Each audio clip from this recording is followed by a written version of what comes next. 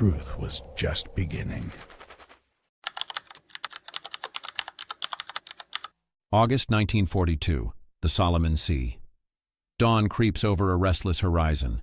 Mist clings to the black silhouettes of warships, some whole, others half sunk, their twisted hulls whispering the story of a battle not yet finished. The air smells of salt, oil, and something faintly human, the memory of fire. Beneath these calm waves, hundreds of men rest in steel coffins.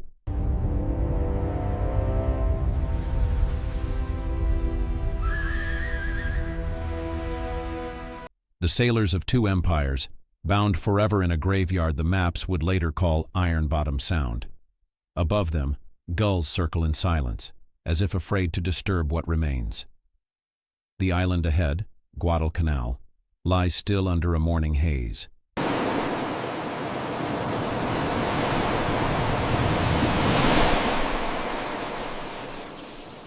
A stretch of jungle, nameless to most, invisible to Tokyo's planners, and yet destined to decide the future of the Pacific. The sea had swallowed fleets before, but never like this, never with such quiet finality. It began with confidence, with the belief that Japan's empire could not be challenged, not by one island, not by one airstrip, not by one desperate stand in the tropics.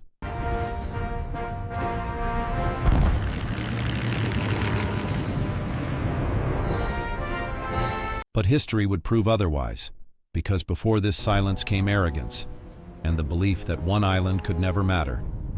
In the early months of 1942, the Empire of Japan stood astride the Pacific like a rising storm.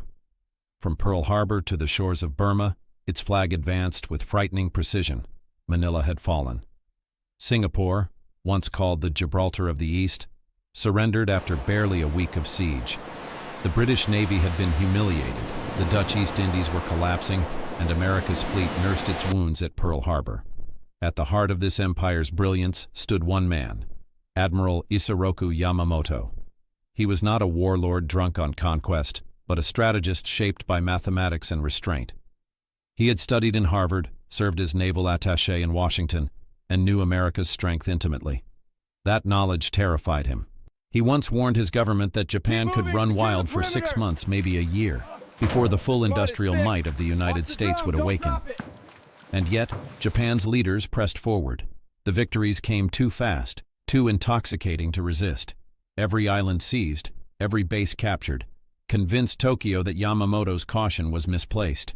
They believed the empire's momentum could be eternal. In that fever of triumph, the Imperial Navy expanded deep into the Pacific, stretching its lifelines thin. From the Aleutians in the north to New Guinea in the south, Japanese forces now garrisoned hundreds of outposts, each demanding fuel, ammunition, and men that Japan's limited resources could scarcely support. To Yamamoto, this was a dangerous illusion. But as the architect of Pearl Harbor, he was bound by his own success. Then came Midway, June 1942. A battle Yamamoto designed to destroy the remaining American carriers. Instead, it destroyed his own illusion of control. In a span of hours, 4 of Japan's frontline carriers, Akagi, Kaga, Soryu, and Hiryu, were lost, their elite pilots gone with them. Japan had not only lost ships, it had lost its striking arm. The ocean that once felt endless now began to close around them. In the aftermath, Japan sought to regroup, fortify, and prepare for the inevitable American counterattack. Henderson Its Field forces in sight. secured the Solomon Islands, Smoke a plumes chain of detected tropical near the ridges coast. and coral reefs stretching southeast of New Guinea, a defensive barrier meant to protect Rabaul, the empire's great southern base. Among these islands was an obscure one, Guadalcanal, dense jungle, malaria-infested rivers. Few in Tokyo even knew its name. Yet in July 1942, Japanese engineers began building an airfield there, a strip of coral and crushed rock meant to project bombers toward the sea lanes between the U.S. and Australia. To Japan, it was just another stepping stone. To America, watching through reconnaissance flights, it was something else entirely, a threat to the last lifeline connecting the Allies across the Pacific. At that moment, American commanders made a bold choice. They would strike first. Not in Europe, not in the Philippines, but here, on a nameless jungle island that few Marines could even pronounce. It would be the first major Allied offensive of the war, launched with limited ships, untested men, and improvised logistics. Operation Watchtower, they called it. The plan was audacious, perhaps even reckless, to surprise the Japanese, seize their unfinished airfield, and hold it at any cost. As August approached, the calm before the storm returned to the Solomons. The Japanese, confident in their defensive perimeter, believed the Americans would not dare attack so soon. Their fleets remained dispersed, their commanders unaware that, within days, the Pacific would ignite again. From the decks of American transports steaming south from Fiji, thousands of Marines watched tropical clouds drift over the sea. Few realized they were sailing toward history, toward a place that would be remembered not for victory alone, but for endurance, starvation, and sacrifice.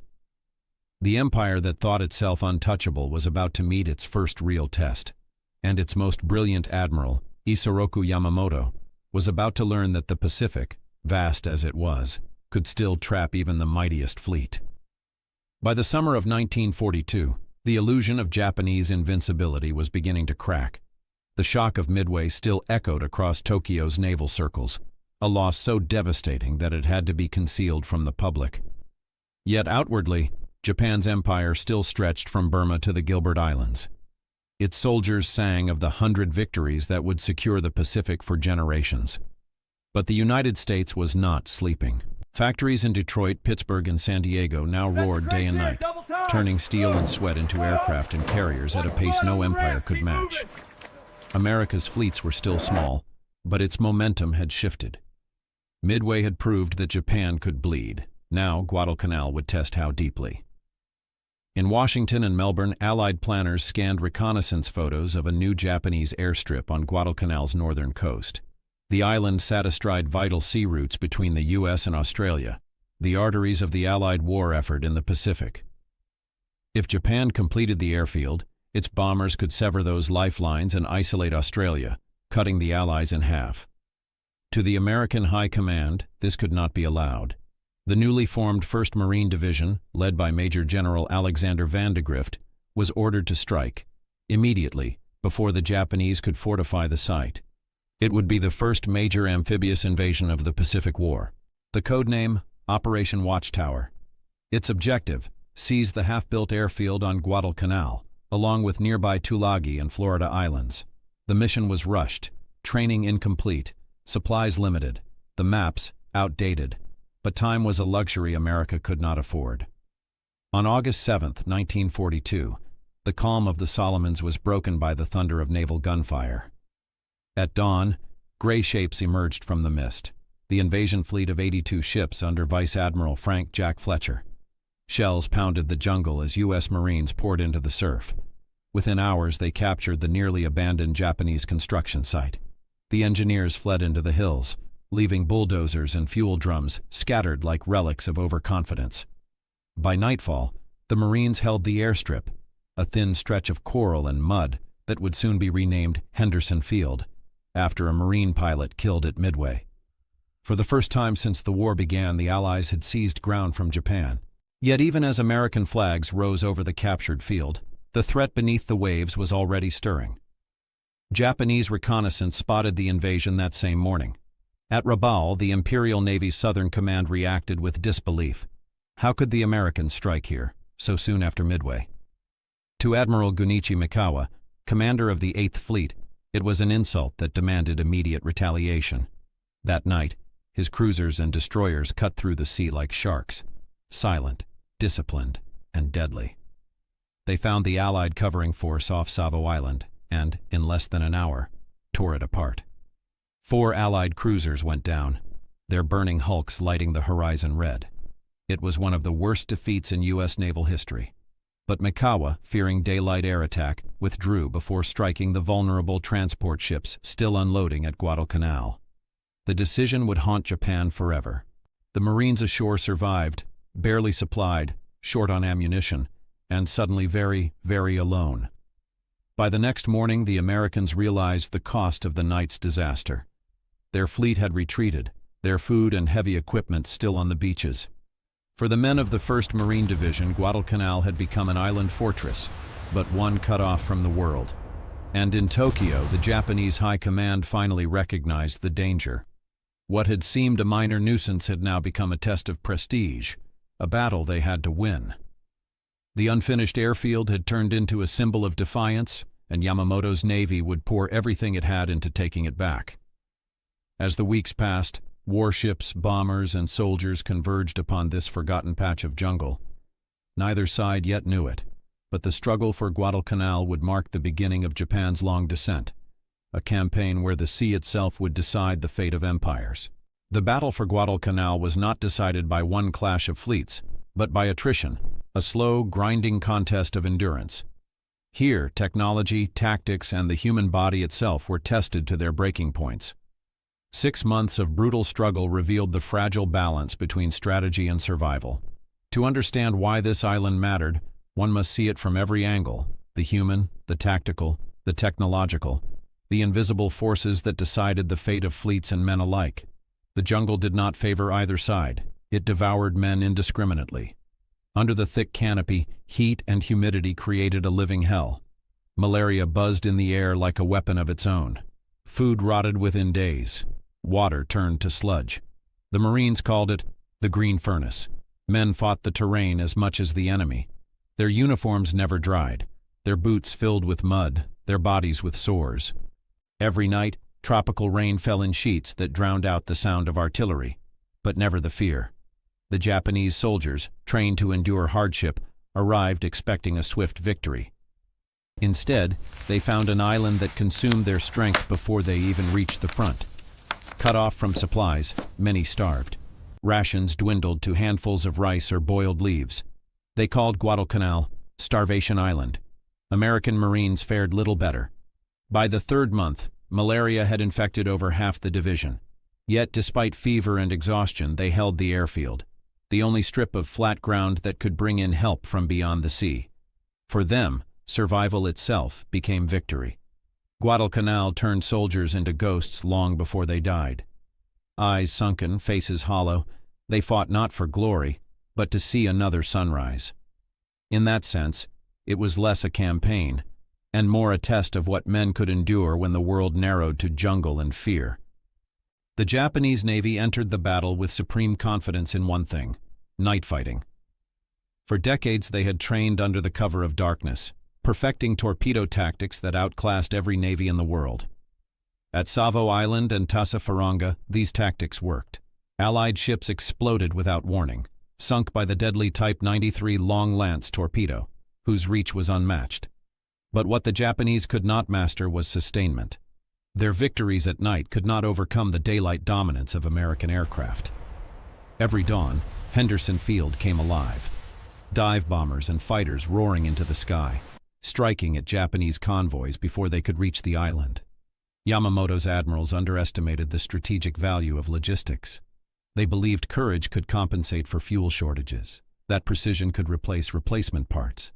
They fought like swordsmen in a world that was shifting toward machines. Each attempt to retake Guadalcanal became a study in futility. Destroyers made high-speed Tokyo Express runs down the slot, ferrying troops and ammunition by night. But most of what they brought was gone within days, consumed by the jungle, destroyed by bombardment, or buried with the men who carried it. The Americans, for their part, learned from every mistake. By September, their naval radar was improving. Their formations grew tighter, their discipline sharper. And while the Japanese fought brilliant battles, they fought them blind, without the fuel, food, or replacement ships to sustain them. Victory at Guadalcanal would not go to the side that struck hardest, but to the side that could still stand when the striking stopped. In the early weeks of the campaign, morale among the Marines faltered. Supplies were scarce, communications unreliable. When Admiral Fletcher withdrew his carriers after the initial landings, leaving the Marines isolated, many believed they had been abandoned. Then came the attacks, waves of Japanese bombers from Rabaul, warships bombarding the beachhead, troops creeping through the jungle at night. Every few days the horizon burned with new threats. But inside that chaos, something changed. Under fire, a new kind of Marine Corps was born. They built fortifications from wreckage, turned scrap metal into defenses, and operated the captured Japanese bulldozers to finish the airfield. From its runways, the Cactus Air Force, a ragtag collection of Navy, Marine, and Army pilots, began flying sorties that defied odds and fatigue alike. Every gallon of aviation fuel was precious. Every bullet counted. And yet, day after day, they held the skies just enough to deny Japan control. For 6 long months, the Marines clung to Henderson Field with the same stubbornness that America itself was learning to fight with. To the Japanese, these were not soldiers. They were obstacles. To history, they became the proof that America's industrial heart and human will could stand against the world's best-trained navy. And while Yamamoto watched reports from Rabaul of ships sunk, soldiers starving, aircraft lost, he began to understand that Guadalcanal was not just another island. It was a mirror, reflecting back every flaw in his empire's grand design. The lessons of endurance, miscalculation, and resolve converged in the months that followed. For the Japanese, honor demanded victory. For the Americans, survival was victory. Between them, the sea grew crowded with ships and wreckage, the graveyard of an empire in the making. When the battle began, Japan still believed its naval air wings ruled the Pacific. Its pilots were the most experienced in the world, its Zero fighters unmatched in maneuver and climb. But Guadalcanal revealed a new truth. War was shifting from the decks of carriers to the dirt of airstrips. The capture of the Japanese airfield on Guadalcanal, renamed Henderson Field, changed everything. Let's move! From that narrow strip of coral and crushed rock, American pilots launched sorties that rewrote the rhythm of the Pacific War. They called themselves the Cactus Air Force after the operation's code name. It was an improvised squadron, built from whatever could fly: Marine Wildcats, Navy Dauntlesses, and Army P-40s salvaged from distant airfields. Maintenance was done by flashlight. Spare parts came from wrecks. Yet each morning their engines rumbled to life, defying the jungle, the weather, and the odds. For the Japanese, Henderson Field was a constant thorn. By day, it made supply runs nearly impossible. By night, its watchfires and flare paths reminded them that the island was no longer theirs. The Imperial Navy had no permanent airbase close enough to counter it effectively. Their pilots flew from Rabaul, hundreds of miles away, often arriving exhausted and short on fuel. When combat began, they had only minutes of fighting time before turning back. And the more Japan tried to destroy the field with naval bombardment, the more stubbornly the Americans repaired it. The Cactus Air Force became not just a fighting unit but a symbol, proof that technology and improvisation could outweigh experience and numbers. Each bomber it downed, each transport it sank, chipped away at the myth of Japan's unstoppable machine. In the Pacific, the side that could fly longest would eventually win. And on Guadalcanal, air power, crude, improvised, relentless, belonged to the Americans. For Admiral Isoroku Yamamoto, Guadalcanal became an agony that no victory elsewhere could relieve. He had designed the war as a lightning strike, fast, decisive, limited. Instead, it had become a war of endurance, fought on terms Japan could never sustain. Reports from the front grew grim. Supplies ran short. Commanders in the Solomons sent desperate cables pleading for fuel, ammunition, even food. Each new reinforcement convoy risked annihilation from the air, and each attempt to retake the island failed with staggering losses. Yamamoto knew what his staff would not admit. Japan's shipyards could not replace what they were losing. For every cruiser or destroyer sunk, America could build 3. For every lost pilot, the United States had a dozen in training. He watched his admirals fight with the valor of samurai and the despair of realists. Men like Mikawa, Tanaka, and Kondo led with courage, yet their missions became suicide runs against an enemy that refused to retreat. The Imperial Navy still won battles, at times with stunning skill, but they were victories that bled them dry. Inside Japan's war councils, dissent was forbidden, but doubt had begun to grow. Yamamoto's subordinates spoke of the Guadalcanal quagmire. The Army blamed the Navy for starving their soldiers. The Navy blamed the Army for failing to hold ground. In truth, both were trapped by geography, and by Yamamoto's own earlier success at Pearl Harbor. He had awakened a giant he could no longer contain. Each new convoy sent south felt like another roll of the dice, one that brought fewer ships home. And for the first time, the Admiral who once commanded oceans began to feel the weight of inevitability. As the campaign dragged into the winter of 1942, the moral dimension of Guadalcanal became impossible to ignore. It was no longer just a contest of empires. It was a question of what kind of war Japan had entered. In the jungles, Japanese soldiers fought with extraordinary endurance but little purpose. Their superiors demanded sacrifice without support, calling it duty. Officers invoked the Bushido spirit, yet what they offered their men was hunger and despair. To surrender was forbidden. To retreat was shameful. So they fought until starvation became their only escape. American troops, too, were hardened by what they saw. They faced an enemy who would not surrender, even when defeat was certain. The Marines began to understand that this war would not end quickly, nor cleanly. The Pacific was no longer a battlefield. It was a crucible, burning away illusions of easy victory. Guadalcanal became a mirror for both sides. For Japan, it exposed the cost of pride, the refusal to adapt, the worship of spirit over strategy. For the United States, it forged a new kind of resolve, pragmatic, disciplined, relentless. In the silence between bombardments, the men on both sides stared into the jungle and wondered what all this suffering would buy. For Japan, the answer would soon come, not in glory, but in wreckage, because the next phase of Guadalcanal would no longer be a battle for an island, but a desperate struggle for the empire's soul. The storms gathered again over the Solomons. From Rabaul to Espiritu Santo, fleets refueled, planes rearmed, and men prepared for the decisive test. By November 1942, Yamamoto would gamble everything on one final push, a clash meant to erase his doubts and reclaim his honor. But the sea had other plans.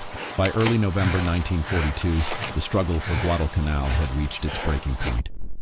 3 months of constant battle had turned the island into a graveyard of ambitions. Japan could no longer afford to lose, not in material, not in morale, not in faith. And Admiral Isoroku Yamamoto, though distant at his headquarters in Rabaul, knew that one more defeat here could unravel the entire Pacific War.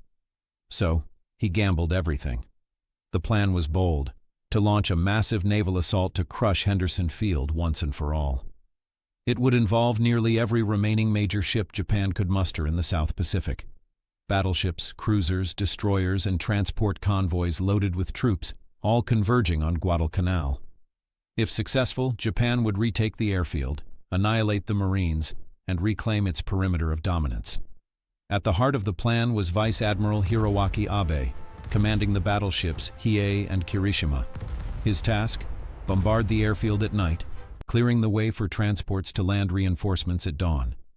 The operation was scheduled for November 12th to 13th, 1942, the moment Yamamoto believed fate could still be bent to his will.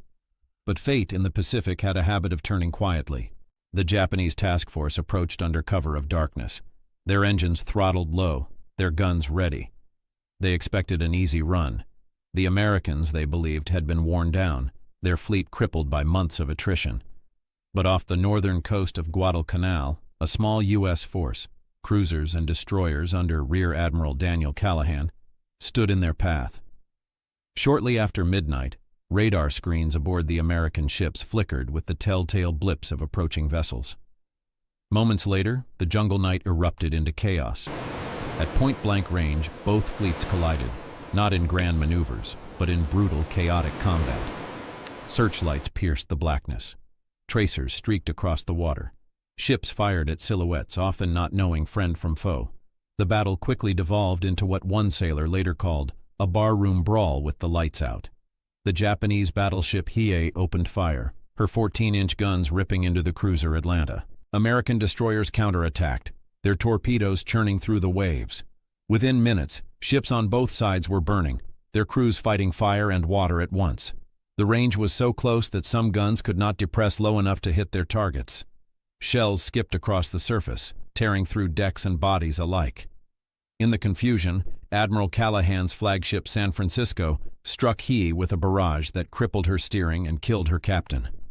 By dawn, the waters north of Guadalcanal were littered with debris and drifting corpses. Both fleets had been savaged, but Henderson Field still stood. The Marines, exhausted and half-starved, awoke to find the airfield miraculously intact. Then came daylight, and with it, American air power. Dive bombers from the Cactus Air Force spotted Hiei, still limping northward, her decks aflame. Wave after wave of aircraft struck her until she sank, the first Japanese battleship lost in surface combat since the Russo-Japanese War. For Yamamoto, the blow was not just tactical, it was psychological. Japan's most powerful symbol of naval dominance, undone not by grand strategy, but by exhaustion and radar-guided chaos. Yet Yamamoto refused to yield. If the first attack had failed, then a second, even greater one, would succeed. He ordered another fleet south, this time under Vice Admiral Nobutake Kondo, to finish what Abe could not. Among his ships was the surviving battleship Kirishima, eager for revenge. By the evening of November 14th, the waters of Ironbottom Sound glowed faintly with burning oil. American cruisers limped in port, destroyers listed at anchor. Both sides were nearing exhaustion. But in the darkness, the next wave of Japanese ships was already approaching, cutting silently through the Black Sea. They came to erase Henderson Field and to avenge the humiliation of Hiei. Unbeknownst to them, another U.S. task force had arrived from Espiritu Santo, led by Rear Admiral Willis A. Lee, aboard the battleship Washington. It was a clash neither side had planned, but both knew would decide the campaign. The next battle, when it came, would be the final turning of the tide. For when dawn rose again over Guadalcanal, only one navy would still command the Pacific. The sound of engines grew louder, echoing across Ironbottom Sound.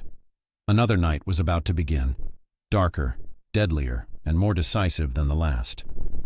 November 14th, 1942. The night hung heavy over the waters off Guadalcanal. Thick clouds, no moon, no horizon. Only the dull hum of engines and the faint scent of smoke from the wreck still burning from the previous night. In the darkness, two forces approached each other again, drawn by duty, driven by exhaustion. To the north, Vice Admiral Nobutake Kondo's Japanese fleet crept toward the island, its mission clear: bombard Henderson Field into oblivion. The pride of his force was the battleship Kirishima, a veteran of Pearl Harbor. Alongside her steamed cruisers, Atago and Takao, destroyers Asagumo, Teruzuki, and Samidare, veterans all, men trained to fight and die without question. To the south, Rear Admiral Willis A. Lee led the U.S. Task Force 64, the battleships Washington and South Dakota, escorted by 4 destroyers. Lee was a quiet man, calm, mathematical, and precise, one of the first admirals to truly understand the power of radar. He knew that in this new kind of war, darkness could be an ally, not an enemy. Shortly after 11 p.m., the American destroyers made first contact. Radar pings, faint but undeniable. Targets ahead, closing fast. Then the quiet night erupted. Japanese spotlights snapped on like ghostly eyes sweeping the water. Shells whistled through the dark, crashing into the sea around the American formation.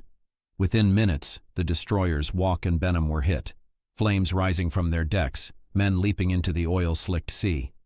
But the chaos bought Lee precious minutes. Hidden in the darkness, Washington's radar tracked the enemy fleet, a swarm of echoes moving in perfect formation. Then, on the glowing green scope, one target stood out, larger, slower, unmistakably a battleship. Kirishima. Lee's voice was calm over the intercom. Open fire. The death of Kirishima. At 11:58 p.m., Washington unleashed her first broadside. 9 16-inch guns thundered as one, their flashes lighting up the night like lightning over the sea. The shells crossed 10 miles of darkness in seconds, each one weighing nearly a ton. They struck Kirishima amidships, tearing open her hull, collapsing her gun turrets and sending fire roaring through her decks. The Japanese battleship staggered, turning helplessly in the water. She tried to return fire, but her shells flew high, blind in the dark. Washington fired again, and again. Within minutes, Kirishima was crippled, her steering jammed, her engine rooms flooded. The order to abandon ship came at 3:25 a.m.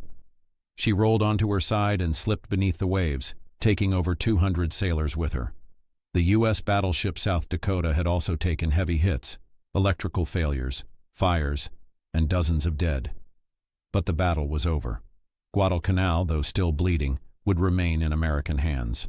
When daylight broke, the waters of Ironbottom Sound were once again silent, save for the crackling of oil fires and the distant rumble of surf. Hundreds of sailors, both American and Japanese, clung to debris, drifting through the wreckage of two shattered fleets. Kondo, humiliated, withdrew north. Yamamoto's grand plan to retake Guadalcanal had failed, decisively, irrevocably. The Japanese army on the island, still starving in the jungle, would now fight without hope of resupply. For the first time in the Pacific War, the Empire of Japan had been stopped, not by numbers or luck, but by exhaustion and American persistence. As days turned into weeks, the sea north of Guadalcanal filled with wrecks, battleships, cruisers, destroyers, and transports, each resting place marked by an invisible name, whispered by survivors and remembered by none. Divers decades later would give it a name that captured its eerie silence: Ironbottom Sound. Today, beneath those still waters, lie over 50 ships, Japanese and American, side by side in eternal rest. The wrecks are covered in coral and silt, their guns pointed at ghosts. Fish drift through shattered hulls where men once shouted and prayed. In the gloom, time has dissolved the difference between victor and vanquished. The Battle of Guadalcanal had lasted 6 months, from August 1942 to February 1943. When it ended, Japan had lost nearly 25,000 men, 2 battleships, and most of its naval air strength. The myth of Japanese invincibility had been shattered. For the United States, the victory was both strategic and spiritual. It was proof that the Pacific War could be won, island by island, battle by battle. The men who fought there, Marines, sailors, and airmen, had held the line against a force thought unstoppable. In Tokyo, Yamamoto reportedly said, "The war has turned against us." And in Washington, a weary Roosevelt simply whispered, "Guadalcanal has been saved." The ocean keeps its secrets. Even now, when storms roll over the Solomon Sea, fishermen say the waves sometimes carry the faint clang of metal, like distant bells beneath the deep. No one knows if it's the current, the wrecks, or something else. But those who have dived into Ironbottom Sound tell the same story. There's a silence there unlike anywhere else on Earth. The kind that feels alive, as if the sea itself remembers. Steel, salt, and souls, all fused together in a quiet memorial that needs no monument. Operation K, the silent retreat. By early 1943, Guadalcanal had become a graveyard for Japan's ambitions. The once proud Tokyo planners, who had envisioned the Solomon Islands as the outer shield of their empire, now faced a bitter truth: they could no longer hold it. The Imperial Japanese Navy, drained of ships, fuel, and pilots, made a decision that months earlier would have been unthinkable: withdrawal. Codenamed Operation K, it was not an attack, but an evacuation. From February 1st to February 7th, 1943, under the cover of darkness and bad weather, Japanese destroyers slipped through Ironbottom Sound. Instead of landing troops and ammunition, they came to extract them. More than 10,000 surviving soldiers, skeletal, disease-ridden, and starving, were quietly lifted from Guadalcanal's beaches. The Americans, assuming another assault was imminent, prepared for a last stand. But the enemy was already leaving.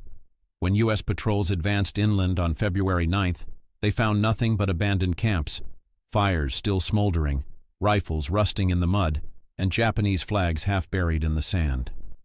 The battle that had begun with invasion had ended in silence. Tokyo's military command did not announce the evacuation. The news was buried beneath euphemisms: strategic realignment, redeployment to more advantageous positions. But those who understood the language of war knew better. Guadalcanal was not just a lost island. It was the first major strategic defeat in Japan's modern history. A blow to the myth of imperial invincibility that had stretched from China to Hawaii. The cost had been catastrophic. Japan lost 24,000 men, 2 battleships, 3 heavy cruisers, a dozen destroyers, and hundreds of aircraft. Many, along with their veteran pilots, the irreplaceable elite of the Imperial Navy. Fuel shortages deepened. Shipyards in Kure and Yokosuka fell behind schedule. And by spring 1943, Japan's capacity for sustained offensive action in the Pacific was gone. The United States had suffered heavily too. Over 7,000 dead, 29 ships sunk, and nearly 700 aircraft lost. But America could replace what it lost. Japan could not. With the Japanese retreat, control of the Solomon Islands passed to the Allies.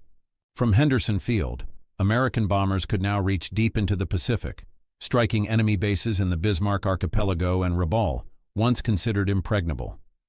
Guadalcanal became a launching point, a bridgehead for the coming offensives that would roll across the Central and South Pacific. The line that had once marked the limits of U.S. resistance now became the frontier of a counterattack. And though the island itself was small, barely 90 miles long, it changed everything. For the first time, the Imperial Japanese Navy no longer dictated the rhythm of war. The initiative had shifted. The ocean that once belonged to Yamamoto's fleets now echoed with American propellers and the growing hum of Liberty ships. Guadalcanal had consumed entire squadrons, divisions, and fleets, but in that sacrifice, it had given the Allies their first true foothold in the Pacific. As 1943 unfolded, the wrecks still littered the sea, silent markers of the price both sides had paid. Wreck divers decades later would find torpedoes still armed, decks still holding helmets and boots, and porcelain dishes etched with imperial crests.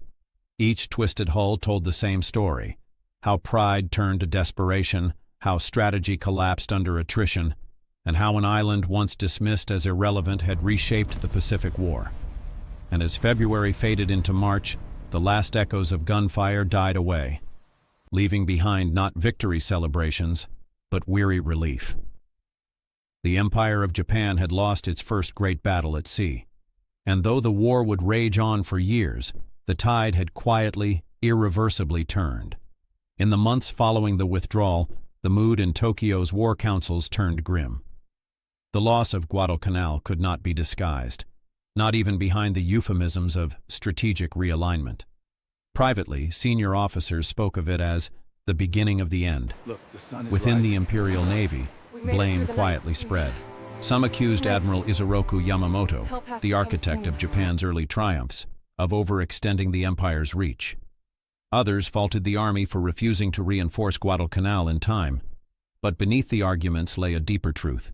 Japan had been outmatched by industrial power and attrition. Yamamoto himself was shaken. He understood, perhaps better than any of his peers, what Guadalcanal had revealed: that Japan's resources could not sustain a long war against the United States. He had once warned Tokyo's leaders that he could run wild for 6 months, but after that, he could promise nothing.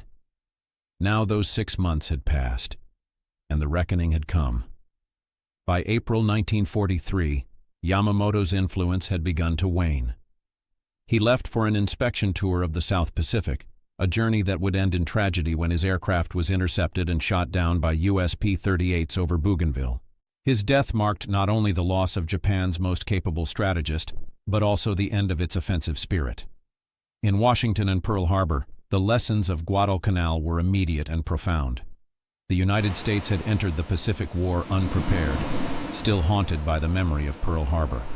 But now, with the Solomons secured, the U.S. Navy had found its rhythm. The campaign proved that air superiority, not battleship prestige, would decide the Pacific's fate. Aircraft carriers, radar coordination, and logistical endurance became the cornerstones of a new doctrine. No longer would the Navy seek decisive fleet engagements alone. Instead, it would island hop, bypassing strongholds and seizing only the positions essential for airfields and supply routes. Guadalcanal was the blueprint. From there, the Allies advanced to New Georgia, Bougainville, and finally Rabaul, choking off Japan's central defense line. Each island became a stepping stone toward the Marianas, the Philippines, and ultimately, the home islands themselves. The initiative, once firmly Japanese, was now American. But Guadalcanal was more than a victory of maps and ships. For the men who fought there, it became a symbol of endurance, of what could be endured and achieved against impossible odds. The Marines who had first landed in August 1942 had been isolated, undersupplied, and outnumbered. They fought in the rain, in the mud, through malaria and starvation, often without naval support. Yet they held. And that defiance, that refusal to yield, became the moral foundation of the Pacific War that followed. For Japan, Guadalcanal became a ghost, a word spoken softly, almost with shame. It haunted every subsequent operation, a reminder that even the mightiest fleet could be undone by a single strip of jungle and an enemy who would not give up. In Tokyo, Prime Minister Hideki Tojo's speeches grew darker, filled with talk of spiritual victory and sacrifice. But the aura of destiny that had carried Japan through its early campaigns was fading. Morale in the factories and shipyards began to wane. The empire had reached its high water mark, and the tide was now receding. By the summer of 1943, Guadalcanal stood quiet again, its beaches littered with rusting equipment and half-buried helmets. American engineers rebuilt the island's airfields, turning them into forward bases for bombers and transport planes. What had once been a place of chaos now became the foundation of an advancing front. From this one island, the Pacific began to turn, not in a single dramatic moment, but in the slow, relentless shift of momentum. The Japanese Empire had reached too far. America had found its footing. And in between them, Guadalcanal became a monument to the moment when history itself changed direction. Guadalcanal was at first glance just another island, dense jungle, coral beaches, and malaria-infested rivers. Yet in the grand calculus of war, it became monumental. It was the place where empires collided, where the arrogance of one met the endurance of another, and where the Pacific itself dictated terms. The island did not fight with guns or planes. It fought silently, invisibly, through disease, heat, mud, and exhaustion. Men on both sides learned that courage alone could not win a battle. Only resolve paired with strategy, supply, and adaptation could prevail. For Japan, Guadalcanal was a mirror reflecting the limits of its power. The Imperial Navy, so dominant in surface combat, could not sustain a war it had begun with such brilliance. The loss revealed that mastery of tactics and spirit could not overcome the realities of industrial scale and logistical endurance. Pride and skill alone could not replace fuel, food, or reinforcements. For the United States, Guadalcanal became a proving ground, the birth of a new doctrine, a new confidence, and a new way to fight. From this island emerged the lessons of combined arms, island-hopping strategy, and the importance of holding ground at all costs. Airfields and amphibious logistics became as decisive as battleships and torpedoes. Henderson Field, carved from mud and jungle, symbolized that war was no longer about a single decisive blow, but about persistence and momentum. Above all, Guadalcanal reminds us that in war, the smallest pieces of land can carry the weight of empires. One island, overlooked and underestimated, altered the trajectory of the Pacific conflict. It claimed lives in the thousands, destroyed fleets, and reshaped strategy. And yet it also forged resilience, courage, and innovation under pressure. Today, when the sea laps against the Solomons, it hides the wrecks of steel and sacrifice beneath its waves. Ironbottom Sound remains silent, but it speaks to anyone who listens, that history can hinge on the unexpected, and that even in the vastness of the Pacific, a single island can decide the fate of nations. Guadalcanal endures not just as a battle, but as a lesson, a testament to human endurance, the limits of ambition, and the quiet, inexorable power of perseverance. From the smoke of burning ships and the mud of jungle foxholes, the tide of the Pacific began to turn, forever changing the course of the Second World War.